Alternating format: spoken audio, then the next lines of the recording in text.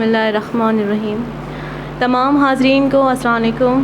میں Sana Dilbar woman child protection cell district Malir Karachi سے آپ سب کی بہت شکر گزار ہوں کہ آپ لوگوں نے اپنے قیمتی وقت سے ہمیں ٹائم دیا۔ آج کا ہمارا جو ٹاپک ہے، جو عنوان ہے، وہ ہے انسانی حقوق اور پولیس کمیونٹی۔ میں چند جملوں سے شروع کرتی چلوں۔ خودی کو کر بلند اتنا کہ ہر تقدیر سے پہلے، خودی کو کر بلند اتنا کہ ہر تقدیر سے پہلے خدا بندے سے پوچھے، اے بندہ بتا تیری رضا کیا ہے۔ ماشاءاللہ سے روبینہ نے جو لیکچر دیا ہے بڑی تفصیل سے دیا ہے، اسے میں مختصر بتاتی چلوں اور مجھے زیادہ سمجھانے کی ضرورت تو نہیں پڑے گی انشاءاللہ۔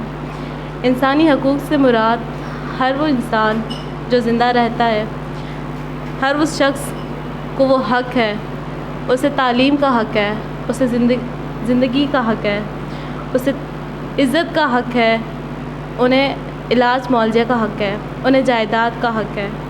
وہ ہر حق انہیں حاصل ہوتے ہیں کیونکہ وہ زندہ انسان ہیں۔ انسانی حقوق ہمارے لیے بہت اہم اور لازمی ہیں۔ دوسری جنگ عظیم جب 10 دسمبر 1948 میں ہوئی تھی، تب ہمارے عالمی لیڈر نے ہمارے لیے کچھ قانون، کچھ ایکٹس بنائے تھے۔ ان میں سے مختصر ایڈس میں بتاتی چلوں، جسے ہم آرٹیکل کہتے ہیں۔ ہمیں زندگی، آزادی، تحفظ ہم سب کا حق ہے۔ کسی بھی انسان کو غلام بنا کے نہیں رکھا جائے گا۔ ہر انسان کے ساتھ اچھا سلوک، عزت اور احترام کیا جائے گا۔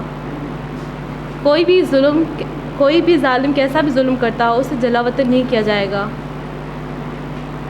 ہر وہ ملزم جب تک وہ ثابت نہیں ہو جاتا تب تک اس کو معصوم قرار دیا جائے گا۔ میرے پولیس کا ایکسپیرینس ہے، ہٹ دا سن بٹ ناٹ دا سنر۔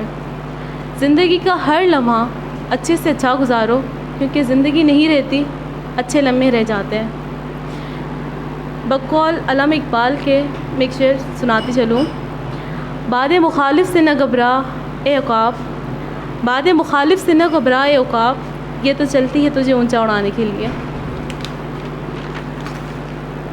ہمارے ہاں عام طور پر عوام میں یہ تاثر پائے جاتے ہیں کہ پولیس کا کام صرف ملزموں کو گرفتار کرنا ہے۔ وہ صرف ہمارا کام ملزموں کو گرفتار کرنا نہیں ہوتا، حالانکہ ہماری بہت ساری ذمہ داریاں ہوتی ہیں۔ ہمارا کام ہے امن و امان رکھنا، ہمارا کام ہے عوام کی خدمت کرنا، ہمارا کام ہے آپ کو حفاظتی دینا، ہمارا کام ہے جرم کو روکنا، ہمارا کام ہے ایمرجنسیوں کی صورت پہ عمل درآمد کرنا، ہمارا کام ہے ٹریفک کو انتظام کو سنبھالنا۔ ہمارے پولیس کے تعلقات لوگوں کے ساتھ اچھے نہیں سمجھے جاتے ہیں۔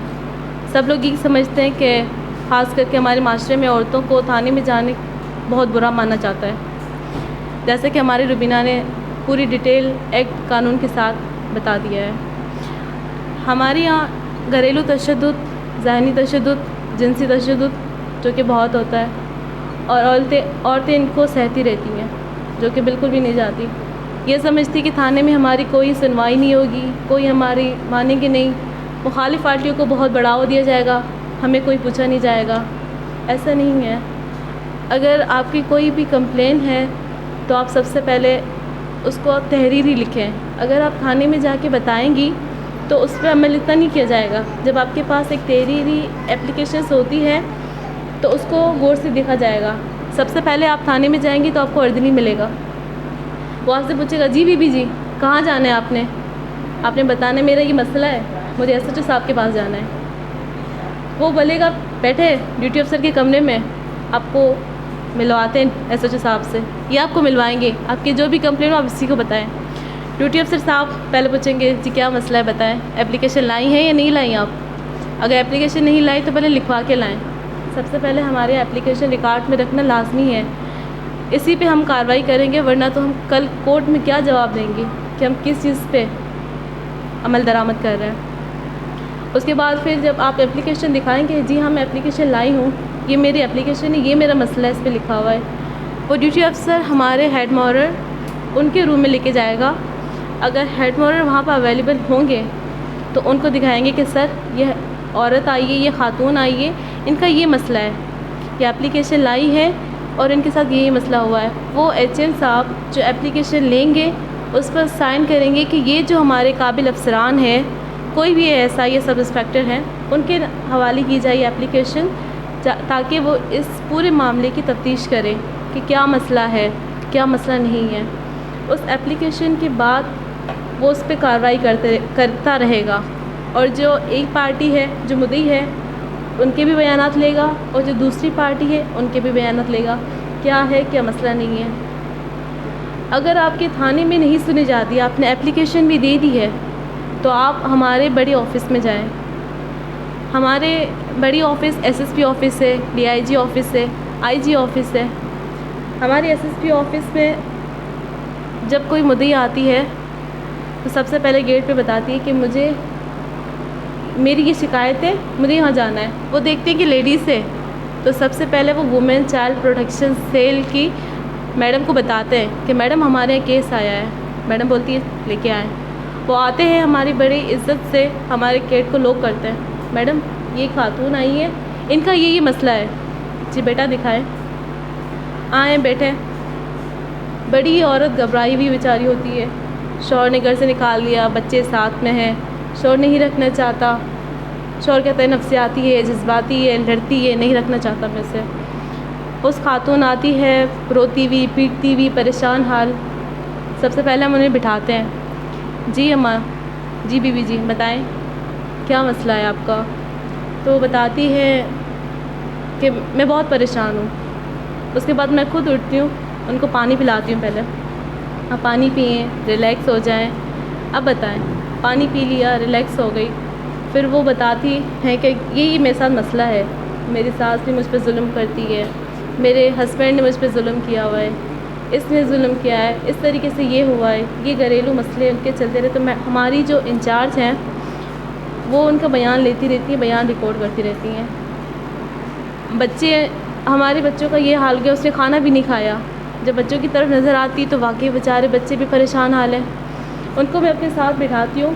ہمارے یہاں ایک پلے ایریا بنا ہوا ہے جو بچوں کو بٹھا کے, اور ماشاءاللہ سے ان کے لیے جو کھانے پینے کا انتظام کیا ہوا ہے, ان کے لیے ٹافی, کیک, چیزیں رکھی ہوئی ہیں بچوں کے لیے. اب وہ بچوں پہ ہم سرو کرتے ہیں. پوچھتے ہیں مدعی سے کہ آپ چائے وائے پئیں گی. کھانے کا ٹائم ہو تو الحمدللہ سے کھانا کھلاتے ہیں, اگر چائے کا ٹائم ہو تو چائے پلاتے ہیں. وہ ان کو کر کے وہ عورت بتا رہی ہوتی ہیں, پھر اتنے سکون اتنے تسلی کے ساتھ وہ ہمیں اپنی ساری ڈیٹیلس بتا رہی ہوتی ہیں. پھر ہم ان کی اتنی غور سے بات سن کے وہ لکھ رہے ہوتے ہیں. وہ لکھ کے اس کے بعد ہم دیکھتے ہیں کہ ہمارے انڈر میں کوئی کیس ہے, ہماری آفس میں وہ حل ہو جائے گا تو صحیح ہے, نہیں تو پھر ہم انہیں کورٹ ریفر کرتے ہیں. جیسے کہ ربینہ نے بتایا کہ ہمارے پاس ڈومیسٹک وائلنس, ریڈ الرٹ اور جو بھی ریپ, سیکچول ہراسمنٹس کے کیس آتے ہیں, وہ جس طریقے سے وہ ڈیل کرتے ہیں.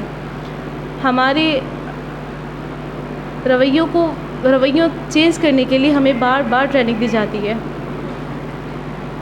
ہماری لوگوں کے ساتھ کنورزیشنز, ان کے ساتھ اسکیلز, ہمارے اپنے احساسات, جذبات اور غصے کو کنٹرول رکھنے کے لیے ہمیں بار بار ریپیئرنگ کرنے کے لیے بھیجا جاتا ہے کہ آپ کا عوام کے ساتھ اس طریقے سے کنیکشن ہو, اس طریقے سے آپ کا تعلق ہو, اس طریقے سے آپ کا اخلاق ہو, بڑی با اخلاق احترام طریقے سے آپ ہو کہ آپ کو وہ اپنا مسئلہ بتا سکیں, وہ آپ سے ڈرے نہیں. وہ کل ایسا سمجھے کہ ہاں اس کا کام ہو گیا, وہ اپنے گھر پہ جا کے بتائیں کہ ہاں میری وہاں سنی گئی, میں نے وہاں جا کے اپنی فریاد کی, میری سنی گئی. اب آپ بھی اپنا ظلم نہیں سو, آپ بھی اپنا مسئلہ جا کے وہاں بتاؤ. جب تک کمیونٹی پولیسنگ ساتھ نہیں ہوگی تب تک ہمارے معاشرے میں امن و امان اور خوشحالی قائم نہیں ہو سکتی. پولیس کمیونٹی کے ساتھ تعلقات کا معیار با اخلاق و اعلیٰ معیار ہونا لازمی ہے. ایسے پولیس اور کمیونٹی کے لیے اسکول کالجز میں ایسے سیشنز, ٹریننگ یا کچھ ایسے ٹریننگ بتائی جائے تو انشاءاللہ ہمارے معاشرے, ہمارے کمیونٹی پولیسنگ, ہمارے عوام اور پولیس کا تعلق اور تعاون اچھا رہے گا, اور ایسے ہی جرم اور ظلم کا بھی روک تھام ہوتی رہے گی. میں اپنی بات کا اختتام چند الفاظوں سے کرتی چلوں. ابھی سورج ڈوبا ہی نہیں, ذرا سی شام تو ہونے دو. ابھی سورج ڈوبا ہی نہیں, ذرا سی شام تو ہونے دو.